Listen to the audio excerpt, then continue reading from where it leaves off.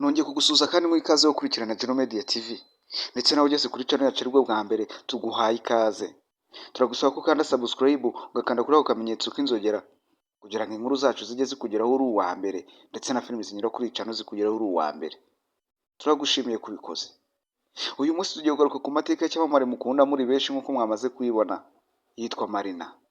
Ese Marina ni muntu ki? Ni umwe mu bakobwa bakoze indirimbo zakunzwe n'abatari bakeya n'ubu zigikunzwe n'abatari bakeya, ndetse n'umwe mu bakobwa batajya babura kuvugwa muri showbiz yo mu Rwanda bitewe n'uko yakoze indirimbo abantu benshi bakunze n'ubu bagikunda kandi akaba atajya yiburira mu dushya. Marina ni muntu ki? Amazina yiswe n'ababyeyi yitwa Ingabire Uwase Deborah. Yavutse tariki 28 z'ukwa munani 1997, avukira mu karere ka Rwamagana mu burasirazuba bw'u Rwanda. Marina yinjiye mu muziki mu mwaka wa 2017. Byatangiye ahamagara kuri Kiss FM mu kiganiro cya Uncle Austin cyanyuraga kuri iyo radiyo. Nk'abandi banyempano bose batandukanye bahamagaraga kuri iyo radiyo, araririmba maze Austin yumva ko kuko afite impano, yumva ko bakorana. Nawe niwe ko kumuha ikaze aravuga ngo ngwino dukorane, batangirana imikoranire. Aribwo Marina yaje muri Kigali atangira gusohora indirimbo yitwa Byararabibaye. Iyo ndirimbo yasohoye bwa mbere abantu benshi barayikunda. Austin abamuritse impano nshyashya mu gihugu cy'u Rwanda mu muziki yo mu Rwanda.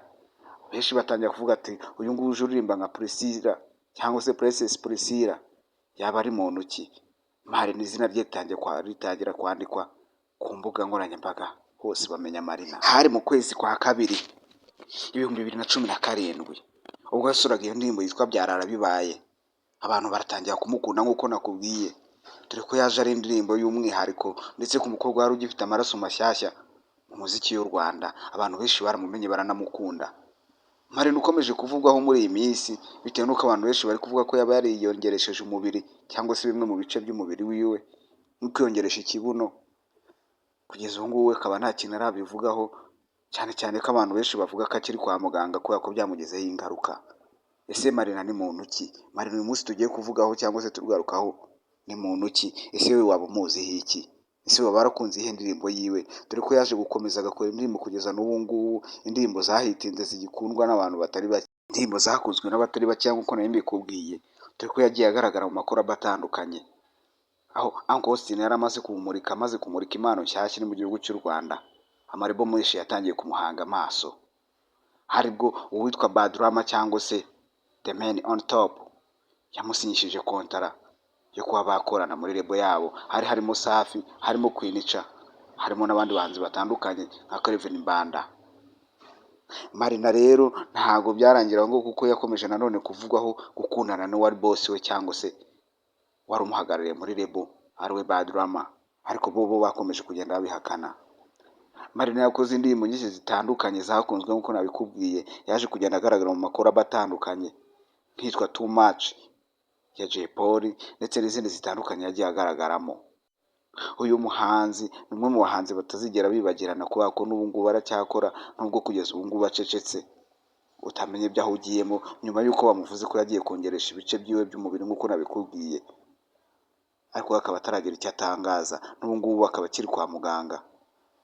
Gusa ikigaragara cyo nuko abakunda gukurikirana imbuga nkoranyambaga ziwe bari kubona ko amaze kumera neza, kandi ikigaragara cyo nuko abenshi batangiye kugaragaza amafoto y'uko asigaye ameze ngo bitandukanye n'uko yari asanzwe ameze mu minsi yashize. Bivuga ko ikibuno yaba yaragiteyeho.